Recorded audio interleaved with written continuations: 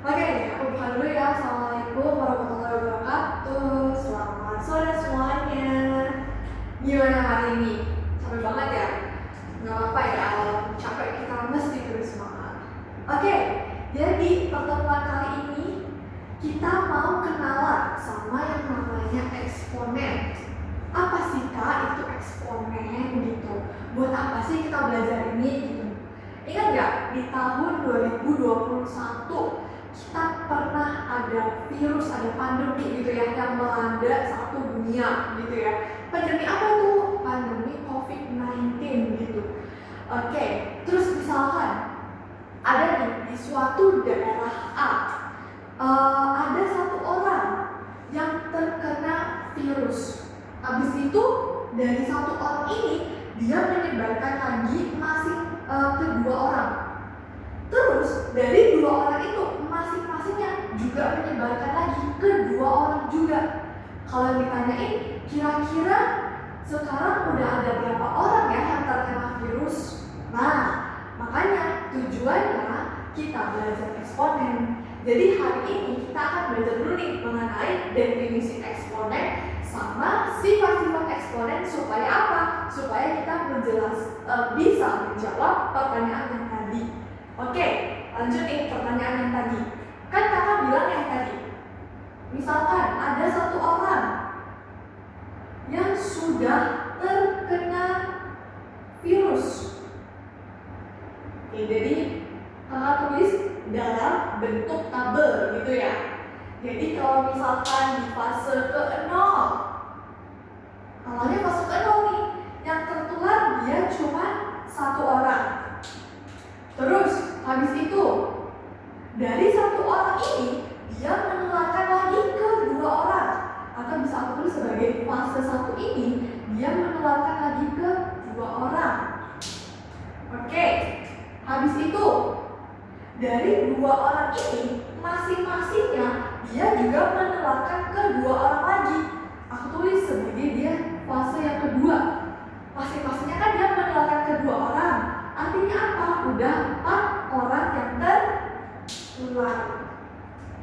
Dan seterusnya.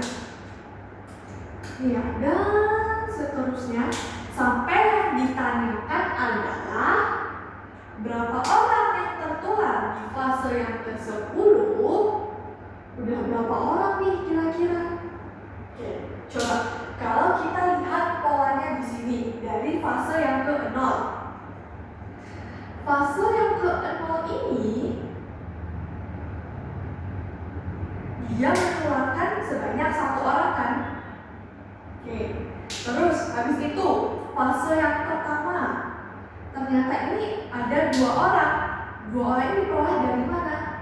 Kalau kita lihat polanya ternyata dia tuh bentuknya 1 dikali 2. Terus habis itu di fase yang kedua, ternyata yang udah tertular udah 4 orang. 4 orang ini ternyata kalau kita hubungkan sama fase sebelumnya merupakan hasil perkalian dari 2 dikali 2 gitu. Atau secara nggak langsung, oh ternyata dia ini bentuk ini atau perkalian berulang dari bilangan 2. Berarti kalau misalkan aku mau mencari dia fase yang ke-10, gimana itu caranya? Bisa kita peroleh dari 2 kali 2 kali 2 kali 2 sebanyak berapa? Sebanyak 10 kali. Berarti ini semua ada sebanyak 10 kali. Ternyata tanpa kita sadari kita sudah mengenal apa itu definisi eksponen. Ini kan tadi masih sama Katrin. Berarti kalau misalkan kakak tulis definisi dari sifat eksponen, bagaimana itu definisinya? Sebelum kita ke definisi, kita ke bentuk umumnya dulu. Gimana sih bentuk umumnya eksponen? Jadi eksponen itu dia biasanya ditulis dalam bentuk A pangkat N gitu. Dimana A ini dia merupakan basis atau bilangan pokok. Sedangkan N ini dia merupakan bilangan pangkat. Nah, apakah N ini dia merupakan perkalian berulang dari A sebanyak apa? Sebanyak N kali atau sebanyak pangkatnya itu.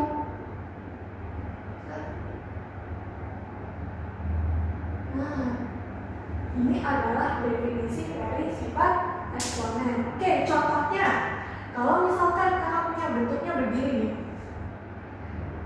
2 pangkat 5. Apa sih artinya 2 pangkat 5 itu? Benar banget, 2 dikali 2 dikali 2 dikali 2 sebanyak 5 kali. 1, 2, 3, 4, 5. Perkalian berulang. Berapakah ini hasilnya? Ini hasilnya adalah berapa ini, coba hitung. 2 kali 2 4. 4 dikali 2 8. 8 dikali 2 16. 16 dikali 2 32. Jadi nilainya adalah 32. Benar banget. Terus kalau misalkan kakak punya bentuknya sekarang adalah pecahan,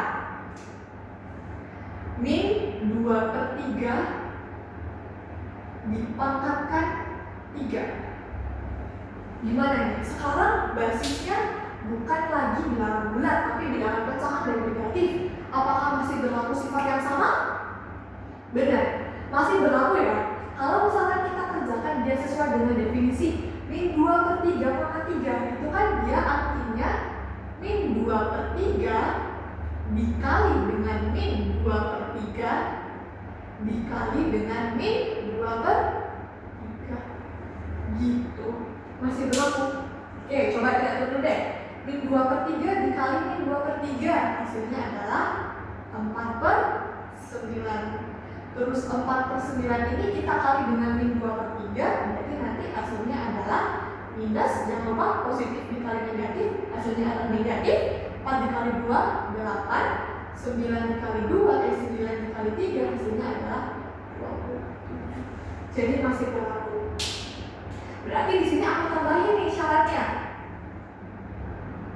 A-nya ini dia merupakan elemen dari bilangan real. Bilangan berapapun itu hasilnya. Oke.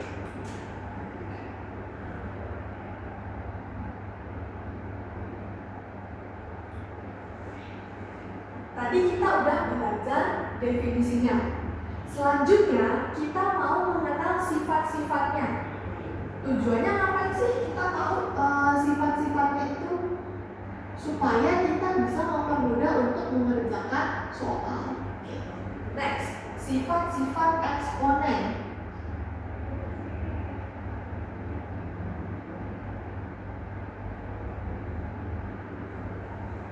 Yang pertama, kalau misalkan ada bentuk A pangkat M dikalikan lagi dengan A pangkat N, hasilnya adalah gimana itu?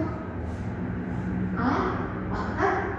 Jadi pangkatnya kita jumlahkan, benar banget. Jadi nanti A pangkat M ditambah dengan N, benar. Dengan cara apa? Kalau kita lihat di sini bentuk di papannya, A-nya ini merupakan basisnya. Berarti dengan cara basisnya harus sama. Kalau misalkan dia bentukannya basisnya beda, berarti kita nggak bisa dong gunain sifat yang pertama karena basisnya harus sama dulu. Terus sifat yang kedua, A pangkat M dibagi dengan A pangkat N. Kalau tadi udah perkalian, sekarang kita ke pembagiannya. Gimana itu caranya? Benar, tinggal kita balik. Pangkatnya kita kurangi sama dengan A pangkat M dikurangi dengan N. Yuk, lanjut. Sifat yang ketiga. Sifat yang ketiga gimana bunyinya? Kalau misalkan ada bentuk A dikali B dipangkatkan lagi dengan si M-nya. Nanti gimana itu caranya? Caranya adalah semua basisnya kita pangkatkan dengan M. Jadi nanti kita tulis A pangkat M dikali dengan B pangkat M. Jadi semua basisnya kita pangkatkan M. Terus sifat yang keempat, kalau misalkan pangkatnya negatif, A pangkat min M.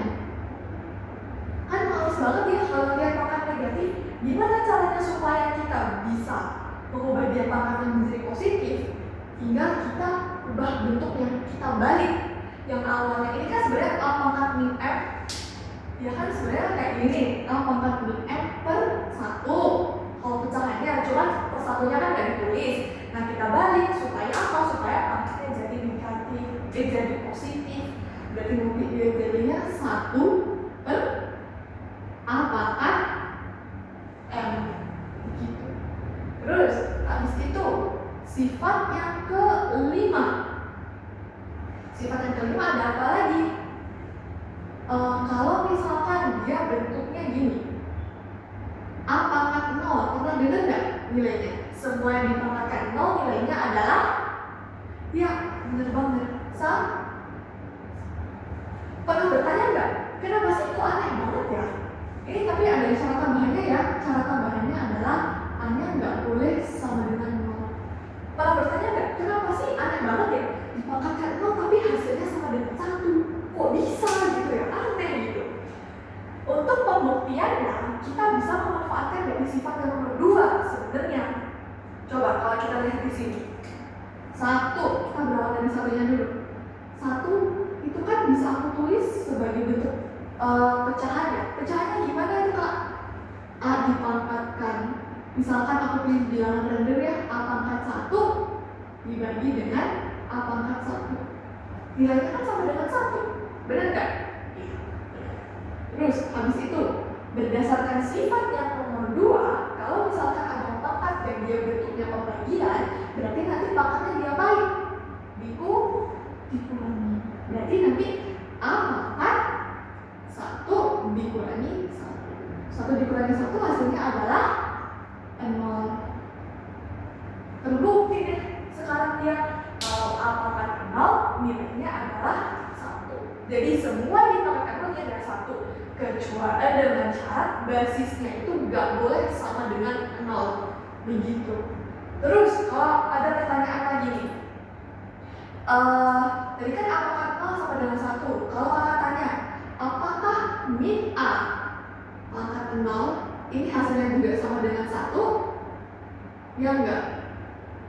Gimana? Menurut kakak? Iya, 1 ya? 1 ya? Karena tadi kan aku bilang ya, supaya pangkat 0 saya 1. Oke, inilah yang sering terjadi miskonsepsi sih sebenarnya. Ini kan min A pangkat 0 ya. Kalau kita jabarin sebenarnya min A pangkat 0 ini itu kan dia nilai sama dengan min 1 dikali A pangkat 0 gitu. Di min 1 dikalikan semua dipangkatkan 0 hasilnya adalah 1. Jadi min 1 kali 1 min 1. Jadi terbukti nggak kalau min A pangkat 0 sama dengan 1? Jawabannya enggak ya. Karena apa? Min A pangkat 0 nilainya adalah min 1. Terus sekarang kakak tanya lagi. Kalau misalkan kakak ubah sekarang, bentuknya adalah minus A dipangkatkan 0. Apakah ini hasilnya juga min 1 atau malah 1? Ayo, sekarang ada kurungnya apa sih? Bedanya masing-masing ini gimana hasilnya? Ada 1, ada min 1. Oke. Nah, beda lagi. Kalau misalkan ada di dalam kurungnya, artinya apa? Artinya basisnya adalah min A.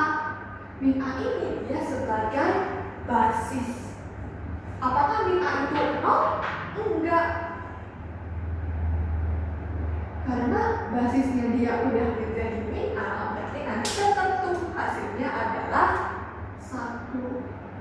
Terus Kak, apa yang membedakan sama tadi min A pangkat 0? Kalau di min A pangkat 0 yang menjadi basis adalah si A-nya ini. bukan min A, tapi A-nya. Kalau di kasus ini yang menjadi basis adalah negatif A, kalau nggak ada kurungnya, yang menjadi basisnya adalah si A itu sendiri. Oke, sampai sini ada yang dulu belum? Belum ya? Kalau belum, lanjut lagi sifatnya nomor 6. Sifat yang nomor 6, mungkin ini kalian akan sering bertemu di materi akar. Kalau misalkan bentuknya akarnya begini nih, A pangkat M diakarkan N, itu nilainya sama dengan A pangkat M per N gitu. Jadi sebenarnya yang kalian temukan sehari-hari kalau misalkan dia bentuknya akar, itu sebenarnya dia sama dengan pangkat setengah seperti itu. Oke, kalau sampai sini ada pertanyaan? Oke, kalau belum ada kita cek dulu apakah benar nih ada pertanyaan atau emang bingung. Ini udah dicatat, udah hapus ya, atau di foto dia bebas. Hapus ya.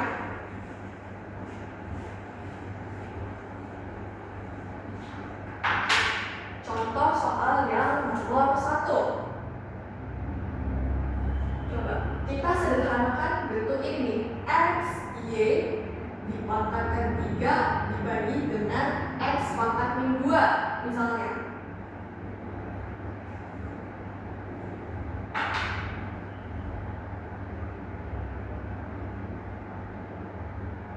Gimana ini cara menyelesaikannya? Kita bisa pakai sifat-sifat. Pakai sifat-sifat yang mana dulu? Nah, aku selalu kasih tips ke teman-teman. Kalau misalkan nemunya dalam bentuk pecahan seperti ini, kita sederhanakan dulu masing-masing. Yang pembilangnya kita sederhanain dulu, yang penyebutnya juga kita sederhanain dulu. Sekarang katanya, apakah penyebut dan pembilangnya ini sudah sama-sama sederhana? Ya, kalau udah, baru kita bisa menggunakan sifat-sifat. Sifat-sifat yang mana yang kita pilih kira-kira? Sifat yang nomor 4 bisa? Bisa, oke. Ini pangkatnya negatif ya, kita mau positifin. Berarti gimana caranya supaya kita bisa positifin? Kita naikkan, kita tukar posisi. Oke. Kita nanti dia jadinya X, Y pangkat 3 dikali dengan 1 dikali dengan X pangkat 2. Oke. Terus kalau dari sini nanti kita bisa gabungin ya. Jadinya adalah X, Y pangkat 3 X pangkat 2. Dari sini bisa kita sederhanain nggak? Coba cek sifatnya nomor 1. Bisa nggak? Iya, benar banget bisa. Yang mana? Basisnya yang mana bisa disederhanain? Yang basisnya A, X. Berarti nanti ini kan X sama pangkat 1 ditambah 2. Sebenarnya si X ini kan dia punya pangkat, yaitu pangkat 1. Karena dia pangkatnya 1, maka kita ditulis itu X pangkat dikali dengan Y pangkat 3. Nah, ini juga berarti yang kita jadikan keliruan. X Y pangkat 3 maknanya itu apa sih?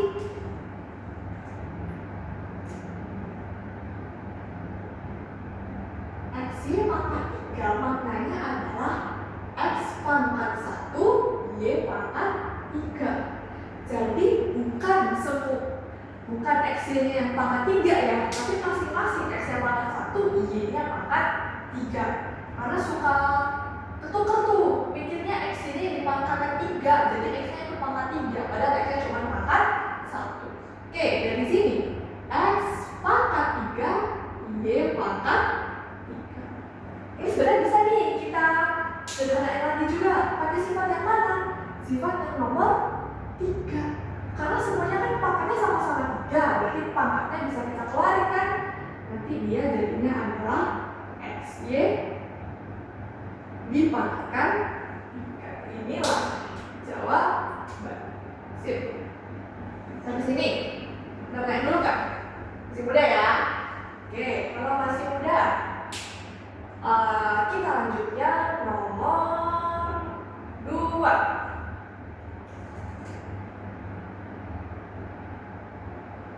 Yang nomor 2, misalkan kakak punya soalnya begini nih, diangkain deh sekarang. 6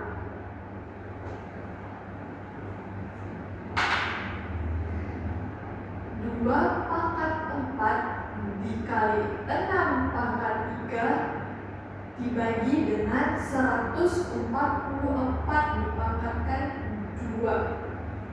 Waduh, gimana nih kalau soalnya begini? Masa iya dihitung satu-satu 2 pangkat 6, 4 pangkat 3 sama 4 pangkat 2? Nanti mesti kali dibagi. Panjang banget kan caranya? Sekarang coba deh, kakak kasih clue. Apa sih Kak tujuannya kita punya sifat-sifat supaya kita bisa mengerjakan soal eksponensial dengan mudah gitu kan, dengan cepat, nggak perlu dihitung satu-satu. Gimana caranya supaya kita bisa memanfaatkan sifat-sifat? Dengan cara basisnya harus bisa makan. Oke, coba cek nomor 2. Apakah ini basisnya mereka sama? Enggak dong, beda. Ini basisnya 2, basisnya 6. Yang ini basisnya adalah 144. Gimana caranya supaya kita bisa menyamakan basisnya? Caranya adalah kita pakai faktor prima. Kita cari faktor primanya dulu. Oke, sini.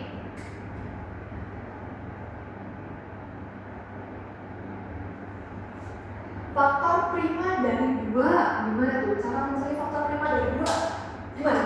Benar, pakai pola faktor. Sebenarnya 2 ini kan dia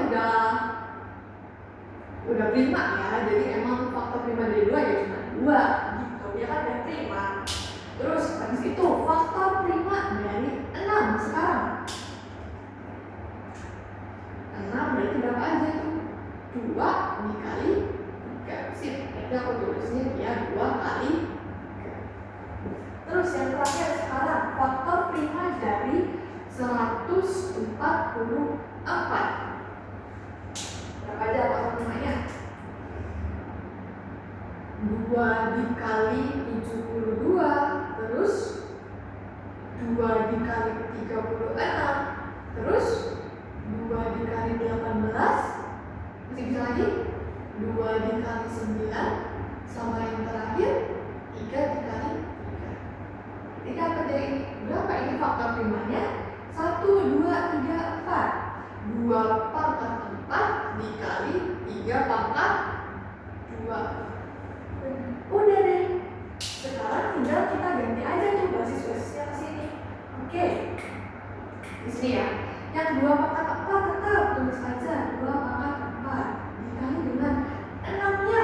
6-nya kita ganti berapa? Kita ganti faktor primanya 2 kali 3 dipangkatkan 6 3, terus dia dibagi dengan 144. Berapa tuh faktor prima 144? 2 pangkat 4 kali 3 pangkat 2. 2 pangkat 4 dikali dengan 3 pangkat 2. Jangan lupa ini dipangkatkan lagi dengan 2. Oke, sama dengan berapa? Oke, kita sederhanain.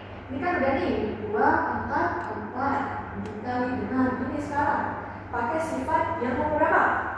Nomor 3, benar banget. Berarti kita pangkatin semua ya. 2 pangkat 3 dikali dengan 3 pangkat 3. Sip. Dibagi dengan, terus yang terjadi di penyebutannya apa? Sama, pakai sifat yang nomor 3 juga, dipangkatin semua. Oke. 2 pangkat 4 dipangkatkan lagi 2. Ada sifat yang kurang ya, yang nomor 7. Aku belum tulis nih, sifat yang nomor 7. Kalau misalkan ada bilangan pangkat dipangkatkan lagi, nanti pangkatnya dia pangkat. Misalkan ada bentuk A pangkat M dipangkatkan lagi dengan N, berarti nanti pangkatnya kita kalikan. A pangkat M N gitu. Udah deh. Berarti ini kan 2 pangkat 4 dipangkatkan lagi 2, berarti pangkatnya kita kalikan 4 dikali 2 itu sama dengan 2 pangkat 8 dikali dengan 3 pangkat 2 dikali 2 4, jadi 3 pangkat 4. Oke, di sini ini bisa nggak? Kita cek sekarang yang pembilannya masih bisa disederhanain nggak? Masih bisa. Pada sifat yang mana? Yang nomor 1. Pangkatnya diapain? Dijumlahkan. Berarti nanti dia jadinya 2 pangkat 7 dikali 3 pangkat 3 dibagi dengan 2 pangkat 8 dikali 3 pangkat 4. Sip. Terus ini karena basisnya udah sama, udah tinggal kita pakai sifat yang nomor 2. Kalau misalkan ada pangkat terus dalam bentuk pembagian, berarti nanti pangkatnya diapakan? Dikurangi. Berarti 7 dikurangi 8 min 1. 2 pangkat min 1 dikali ini sekarang 3 dikurangi 4 sama min 1 juga. Berarti 3 pangkat min 1. Terus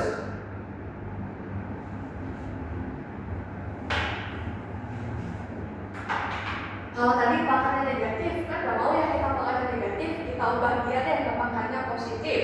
Berarti nanti dia jadinya di mana itu? 1/2. Kita tukar kan? Ini kan dia akhirnya ada per 1, cuma nggak kita tulis. Kan ada per 1, nggak kita tulis. 1/2 dikalikan dengan 1/3. Nanti dia dapatnya adalah 1/. Sip, tetap keren banget.